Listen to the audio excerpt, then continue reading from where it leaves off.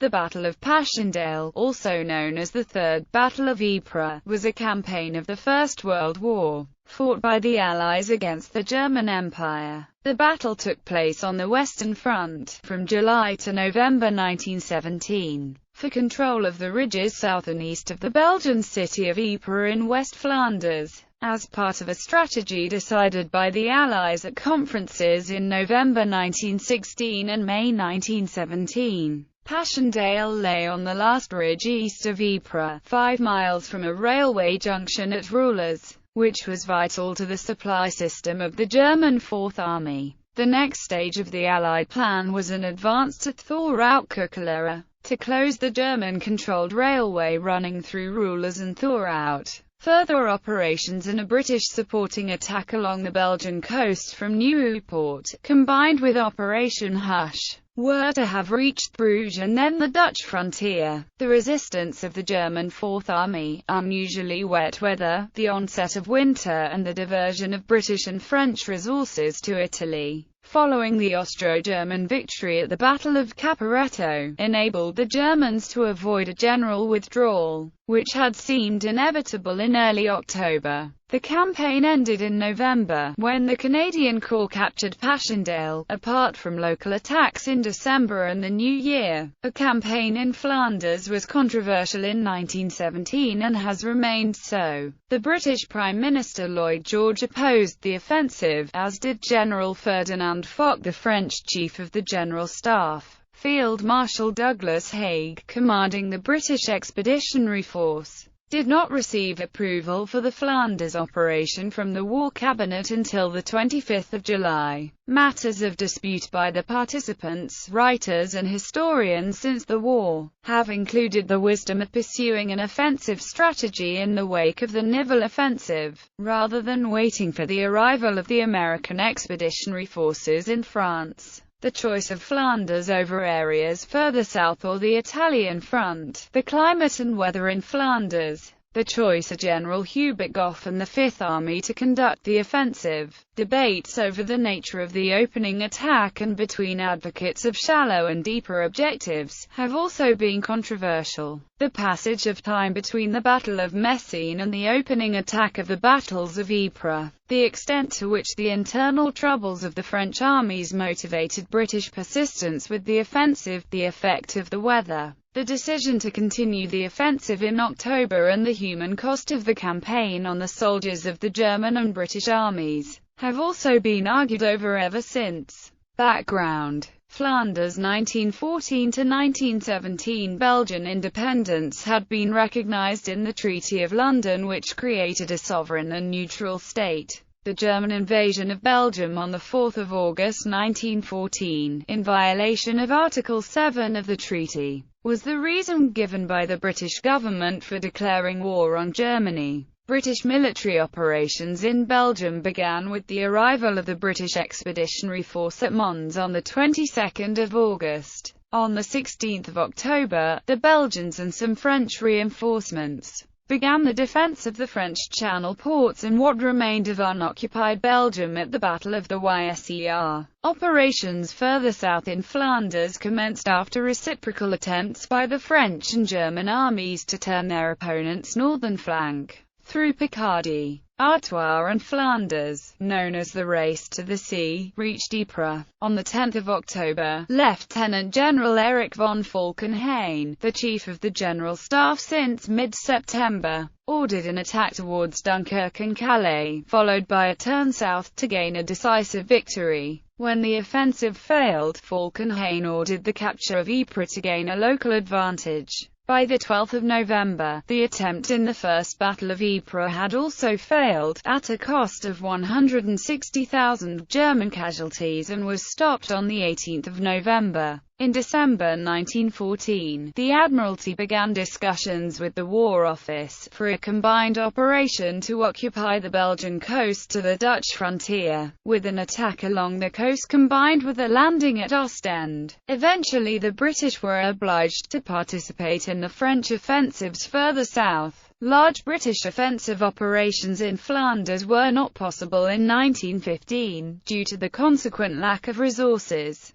The Germans conducted their own Flanders offensive at the Ypres, making the Ypres salient more costly to defend. Sir Douglas Haig succeeded Sir John French as Commander-in-Chief of the BEF on 19 December 1915. A week after his appointment, Haig met Vice Admiral Sir Reginald Bacon, who emphasized the importance of obtaining control of the Belgian coast to end the threat posed by German naval forces. Haig was skeptical of a coast operation, believing that a landing from the sea would be far more difficult than anticipated and that an advance along the coast would require so much preparation that the Germans would have ample warning. Haig preferred an advance from Ypres, to bypass the flooded area around the Yser and the coast, before Operation Hush, a coastal attack was attempted to clear the coast to the Dutch border. In January 1916, Haig ordered General Plumer to plan offensives against Messines Ridge, Lille and Houthulst Forest. General Henry Rawlinson was also ordered to plan an attack from the Ypres salient on 4 February. Planning by Plumer continued, but the demands of the battles of Verdun and the Somme absorbed the offensive capacity of the BEF. On 15 and 29 November 1916, Haig met General d'Armée Qt Joseph Joffre and the other allies at Chantilly. An offensive strategy to overwhelm the Central Powers was agreed, with attacks planned on the western, eastern and Italian fronts. By the first fortnight in February 1917, a meeting in London of the Admiralty and General Staff urged that the Flanders operation be undertaken in 1917, and Joffre replied on 8 December, agreeing to the proposal for a Flanders campaign after the spring offensive. The plan for a year of steady attrition on the Western Front, with the main effort in the summer being made by the BEF, was scrapped by Nivelle and the French government in preference for a decisive battle, to be conducted in February by the French army, with the British contribution becoming a preliminary operation. The battles of Arras. Nivelle planned an operation in 3 parts, with preliminary offensives to pin German reserves by the British at Arras and the French between the Somme and the Oise. A French breakthrough offensive on the Aisne, then pursuit and exploitation. The plan was welcomed by Haig with reservations, which he addressed on 6 January. Nivelle agreed to a proviso that if the first 2 parts of the operation failed to lead to Part 3, they would be stopped so that the British could move their main forces north for the Flanders offensive, which Haig argued was of great importance to the British government. Haig wrote on 23 January that it would take 6 weeks to move British troops and equipment from the Arras front to Flanders, and on 14 March he noted that the attack on Messines Ridge could be made in May. On 21 March, he wrote to Nivelle that it would take 2 months to prepare the attacks from Messines to Steenstraat, but that the Messines attack could be ready in 5 to 6 weeks. British determination to clear the Belgian coast took on more urgency, after the Germans resumed unrestricted submarine warfare on 1 February 1917. Small operations took place in the Ypres salient in 1916, some being German initiatives to distract the Allies from the preparations for the offensive at Verdun, and later attempts to divert Allied resources from the Battle of the Somme. Other operations were begun by the British to regain territory or to evict the Germans from ground overlooking their positions. Engagements took place on 12 February at Bosinghi and on 14 February at Hooger and Sanctuary Wood. There were actions from 14-15 February and 1-4 March at the Bluff, the 27th of March, the 16th of April at the St. Eloi craters, and the Battle of Montsorel from 2 to 13 June. In January 1917, the Second Army held the line in Flanders from Laventia to Bosinghi, with 11 divisions and up to 2 in reserve. There was much trench mortaring, mining and raiding by both sides, and from January to May, the Second Army had 20,000 casualties. In May, reinforcements began moving to Flanders from the south. The Second Corps headquarters and 17 divisions had arrived by the end of the month. Strategic background: several British and French operations took place beyond Flanders during the Third Battle of Ypres, intended to assist Allied operations at Ypres by obstructing the flow of munitions and reinforcements to the Fourth Army in Belgium, and to exploit opportunities created by the German need to economize elsewhere. German offensives in Russia and against Italy were postponed several times, as demand for men and munitions in Flanders left little available for other operations, and the French army was able to continue its recuperation after the Nivelle offensive, conduct a limited offensive at Verdun in August and the Battle of La Marmaison in October. Prelude: geography and climate. The front line around Ypres had changed relatively little since the end of the Second Battle of Ypres. The British held the city, while the Germans held the high ground of the Messines-White Ridge to the south, the lower ridges to the east and the flat ground to the north. The Ypres front was a salient bulging into German positions, overlooked by German artillery on the higher ground. It was difficult for the British forces to gain ground observation of the German rear areas east of the ridges. In Flanders, sands, gravels and marls predominate, in places covered by silts. The coastal strip is sand, but a short way inland, the ground rises to the Vale of Ypres, which before 1914 was a flourishing market garden. Ypres is 20 meters above sea level. Bixschooter, 4 miles to the north, is at 8.5 meters. To the east the land is at 20 to 25 meters for several miles, with the Steenbeek River at 15 meters near St. Julien. There is a low ridge from Messines, 80 meters at its highest point, running northeast past Clapham Junction, at the west end of Gelleveld Plateau and Gelleveld to Passchendaele, declining from there to a plain further north.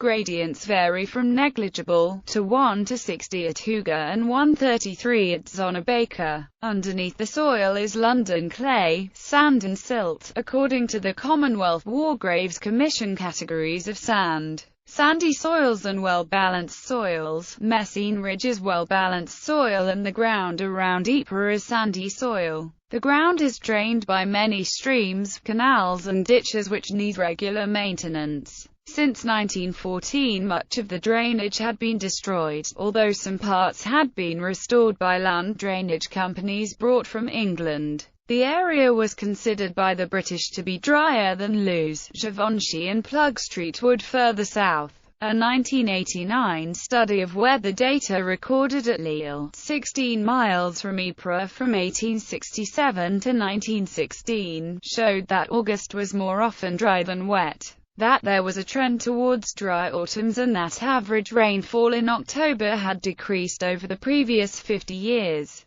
British plans. Preparations for operations in Flanders began in 1915, with the doubling of the Hazebrouck-Ypres rail line and the building of a new line from Bergsproeven, which was doubled in early 1917. Progress on roads, rail lines, railheads and spurs in the Second Army Zone was continuous, and by mid-1917, gave the area the most efficient supply system of the BEF. Several plans and memoranda for a Flanders offensive were produced between January 1916 and May 1917, in which the writers tried to relate the offensive resources available to the terrain and the likely German defense. In early 1916, the importance of the capture of the Gelleveld Plateau for an advance further north was emphasized by Haig and the army commanders. On 14 February 1917, Colonel C. N. McMullen of GHQ proposed that the plateau be taken by a mass tank attack, reducing the need for artillery. In April, a reconnaissance by Captain G. LeCue Martel found that the area was unsuitable for tanks. On 9 February, General Rawlinson, commander of the Fourth Army, suggested that Messines Ridge could be taken in one day, and that the capture of the Gelleveld Plateau should be fundamental to the attack further north. He suggested that the southern attack from St. Yves to Mont-Sorel should come first, and that Mont-Sorel to Steenstraat should be attacked within 48 to 72 hours. After discussions with Rawlinson and Plumer and the incorporation of Haig's changes, McMullen submitted his memorandum on 14 February. With amendments, the memorandum became the GHQ 1917 plan. On 1 May 1917, Haig wrote that the naval offensive had weakened the German army but that an attempt at a decisive blow would be premature. An offensive at Ypres would continue the wearing-out process, on a front where the Germans could not refuse to fight. Even a partial success would improve the tactical situation in the Ypres salient,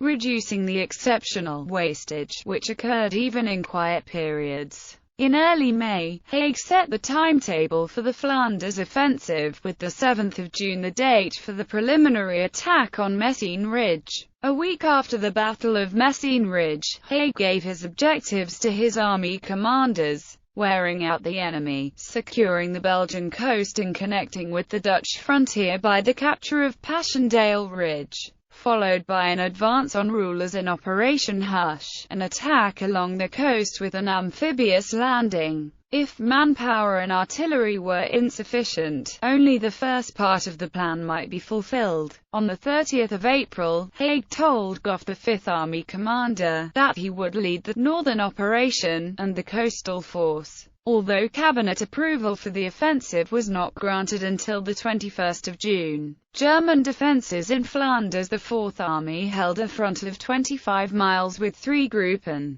composed of corps headquarters and a varying complement of divisions and Groupsteden. Based on the headquarters of the Guards Reserve Corps was added later. Group Dixmude held 12 miles with 4 front divisions and 2 Eingreif divisions. Group Ypres held 6 miles from Pilkum to Menin Road with 3 front divisions and 2 Eingreif divisions, and Group Wijtschate held a similar length of front south of the Menin Road, with 3 front divisions and 3 Eingreif divisions. The Eingreif divisions were stationed behind the Menin and Passchendaele ridges. About 5 miles further back, were 4 more Eingreif divisions and 7 miles beyond them, another 2 in Oberste Heeresleitung Reserve. German anxiety that the British would exploit their victory at Messines, by advancing to the Basseval-Beeksburg, beyond the north end of Messines Ridge, led Crown Prince Ruprecht on 9 June, to propose a withdrawal to the Flandern Line in the area east of Messines.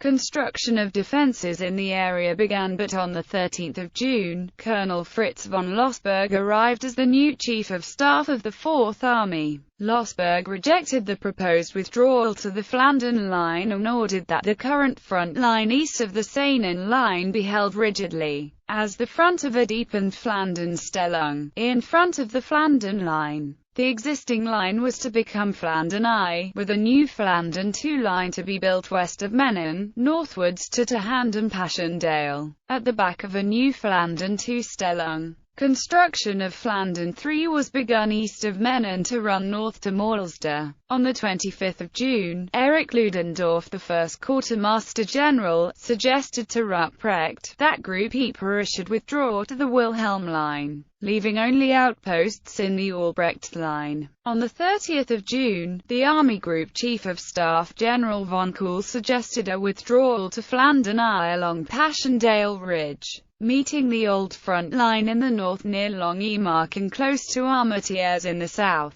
Such a withdrawal would avoid a hasty retreat from Pilkum Ridge and force the British into a time-consuming redeployment. Lossberg disagreed, believing that the British would launch a broad front offensive, that the ground east of the Saanen Line was easy to defend, that the Menin Road Ridge could be held, if it was made the Schwerpunkt of the German defensive effort. Pilkum Ridge deprived the British of ground observation over the Steenbeek Valley, while the Germans could see the area from Passchendaele Ridge, allowing German infantry to be supported by observed artillery fire. Lossberg's judgment was accepted and no withdrawal was made. Messines Ridge, 7 to 17 June. The first stage in the British plan was a preparatory attack on the German positions south of Ypres at Messines Ridge. The German positions had observation over Ypres and, unless captured, would enable observed enfilade artillery fire against a British attack eastwards from the salient. The British attack began on the 7th of June, preceded by a unique display of military pyrotechnics. Since mid-1915, the British had been covertly digging mines under the German positions on the ridge. By June 1917, 21 mines had been filled with nearly 1 million long tons of explosives. The Germans knew the British were mining and had taken some countermeasures, but they were taken by surprise at the extent of the British effort. 2 of the mines failed to detonate, but 19 went off on the 7th of June, at 3:10 a.m. British summertime. The final objectives were largely gained before dark, and the British had fewer losses than the plan anticipated, of up to 50% in the initial attack, as the infantry advanced over the back edge of the ridge, giving targets to German artillery and machine guns. British artillery was less able to provide covering fire. Fighting continued on the lower slopes, on the east side of the ridge until the 14th of June. The offensive removed the Germans from the dominating ground on the southern face of the Ypres salient, which the Fourth Army had held since 1914. Kerensky Offensive. The Russian army launched the Kerensky Offensive to honor the agreement struck with its allies at the Chantilly meeting of 15-16 November 1916. After a brief period of success from 1 to 19 July, the German strategic reserve of 6 divisions captured Riga from 1 to 5 September 1917. In Operation Albion, the Germans took the islands at the mouth of the Gulf of Riga, and the British and French commanders on the Western Front had to reckon on the German Western Army being strengthened by reinforcements from the Eastern Front. In late 1917, Haig wished to exploit the diversion of German forces in Russia for as long as it continued, and urged that the maximum amount of manpower and munitions be committed to the battle in Flanders.